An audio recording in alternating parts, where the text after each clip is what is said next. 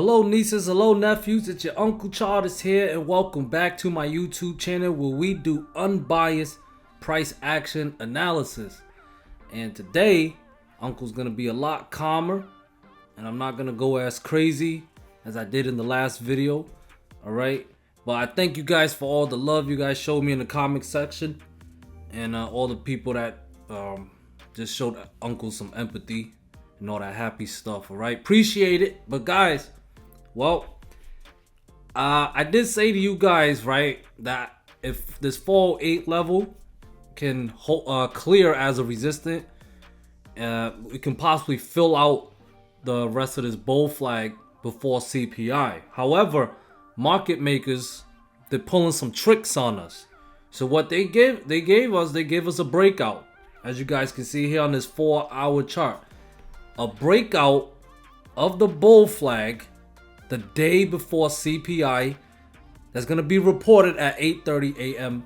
in the morning tomorrow. Okay, guys, under normal circumstances, this is when I would say swing calls.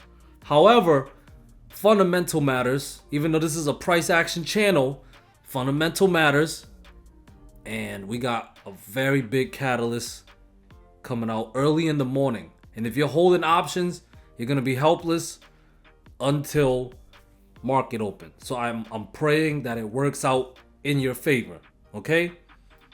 But like I said, under normal circumstances, I would favor more upside. But with CPI, flip a coin, okay? Expectation for CPI for inflation data report is 6.2%. Now remember what Jay Powell said. If inflation continues to steadily decline, he won't be as aggressive with the interest rates. Okay? So I'm thinking, and I could be wrong, but I'm thinking if inflation comes in tomorrow at 6.2% as expected, or lower than 6.2%, we can get a bullish reaction. Okay? If it comes in higher than 6.2, or especially higher than 6.5, which was the last one, right? That might be, we might get a bearish reaction because that's a sign that inflation is not dropping steadily, right? Okay, so today in my video, as usual, I'm gonna give you that unbiased price action analysis so we can prepare. So if the market either goes up or go down, we will know what the triggers are, what to look out for, and the best way that we can trade it. Let's prepare. As far as how I trade it, I wrote in the Discord, in the group, as usual. We identified the first support level and the first resistance level. Okay, I got first support at 408 to 408.5 zone. As long as above, I got first resistance at 410 to 410.5 zone. All right. You can see here, this is where the SPY opened around 408.5, just above the support. It bounced off that 408 support, a few cents shy of it. But ultimately, it went and cleared resistance and gave us a one trend day to the upside. It went as high as 413 on the day. Okay? The plan was to be bullish above 408. Okay? If you watch Uncle's last video and was able to get over all the shouting I was doing, I mentioned to you guys, above 408, I would favor some upside to fill out the bull flag that we have on this 4-hour chart here, okay? And like I said in the intro, market makers try to be tricky here and giving us a breakout, all right? So now we got to be very careful because this could possibly be a false breakout. Why? Because we have a data day tomorrow. They could, good reason for them if they want to, rug pull on us.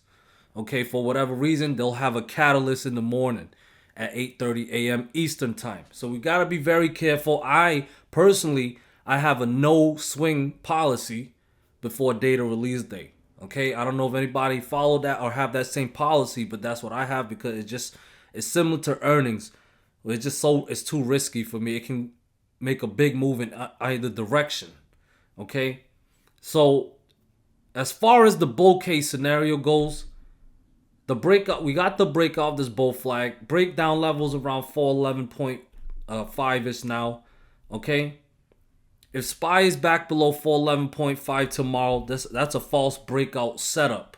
And if CPI, don't come out how the bulls will want it, or as expected, or inflation coming in lower, we could get that false breakout setup, and it'll drop below 411.6.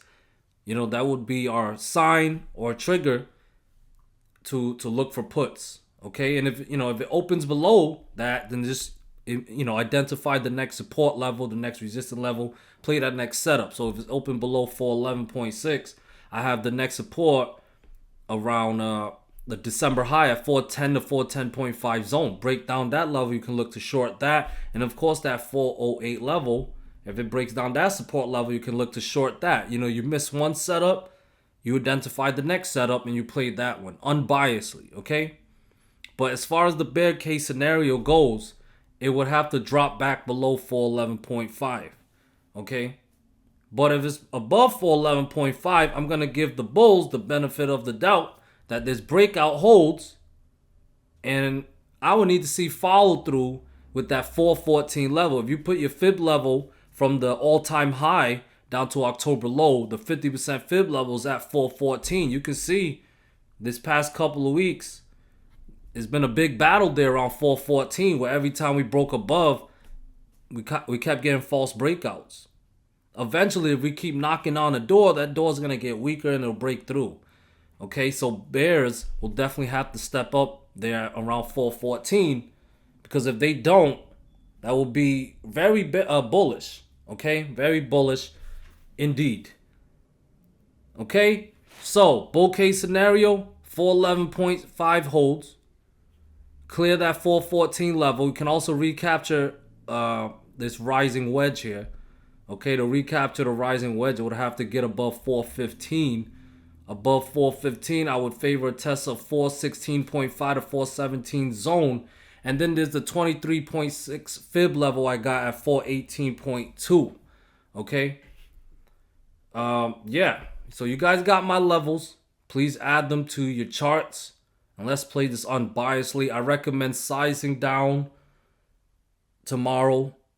Don't take on too much risk and be defensive with your gains. Play it level to level.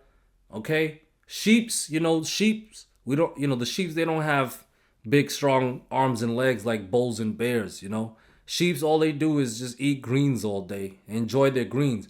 Bulls and bears, they got strong legs and strong arms from bag holding all day because they're biased. Bah! Let's go to Triple Q. And Triple Q was able to recapture a few critical levels here. Okay, we got that trend line, that white trend line that's been riding up since January. That's a recapture, false breakdown.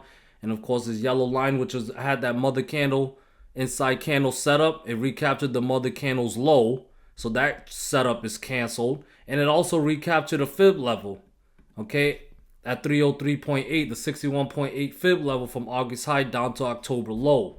Okay, so we got a false breakdown setup. Okay, it's just so tricky with CPI tomorrow, because these are bullish setups heading into tomorrow, but CPI can just turn this all around. So it's important to know the levels. Okay, so 303.8 is the level recaptured. If it does not hold, then the recapture of this white trend line, because it slopes up tomorrow, is going to be canceled. Okay, that's a false recapture. You can also look at it like a false breakout. Okay, support is at 302.3 and there's support at 300. If that fails, that will put support at 297 back in play. If that level fails, that's a Fibonacci channel line. If that level fails, I would favor 294.3, 292, 290, and maybe the next test of the next fib level at 285. Okay, so to be bullish, let's keep this simple. To be bullish, it needs to stay above 303.8, and if it can do that, 307 is the next resistant level. Clear 307 will be a breakout of this white trend line here. Okay, kind of like it's a flag or whatever, the resistance of this triangle pattern, you can say that. Okay, clear 307, that'll be a breakout, bullish breakout. and put 310.5 to 311 zone in play with 313.5 and 317.2-ish above, okay? IWM also giving us a false breakdown setup, recapturing that 191.7 level, okay? If as long as above 191.7, stay bullish on IWM. The next resistance is at 193.7. If that clears, I would favor a test of 196, then 199 above, okay? If it's below 191.7, that's bearish. Watch that next support at 189 to 190 zone. Okay, breakdown of 189, we could go back and test 187.5. And then there's support at 184 and 181.8 to 182 zone. Okay, Tesla. So got some follow through on that false breakout setup of the 199 level. Okay, it dropped as low as 187.6. Now, if I added some fib levels from the January 2023 low up to the high back in February, a couple days ago, February 9th high, okay? It bounced off that 23.6 fib level around 187.5-ish, okay? So there's a bounce there, but to see follow through, I'll trust a bounce if the bounce leads to the clearing of a resistant level. That means it needs to recapture 199. If Tesla can recapture 199 tomorrow, I would look to long and favor some upside up to 203, 206, 210, and possibly a test of 214 again. Okay? I do have support at 193.5 and then at 190. Okay? If those levels fail, we could go back and test 187.5, the 23.6 fib level. If that failed, that would be very bearish based on Fibonacci standards. And that will put 183.6. And we could 180, and we could possibly drop to the next critical level around 175 and then 172 based on this white trend line right here. Okay, Apple, it managed to stay above 150.6, and it cleared a resistance level around 153.5.